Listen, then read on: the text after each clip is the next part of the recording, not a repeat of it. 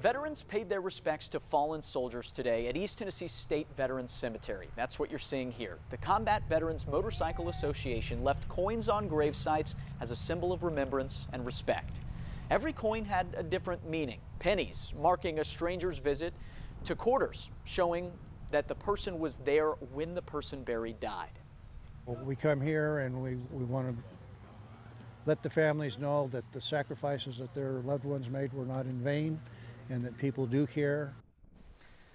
National and state veteran cemeteries eventually collect that money left at the graves, and those funds go back to maintaining the cemeteries or pay for burial costs for veterans in need.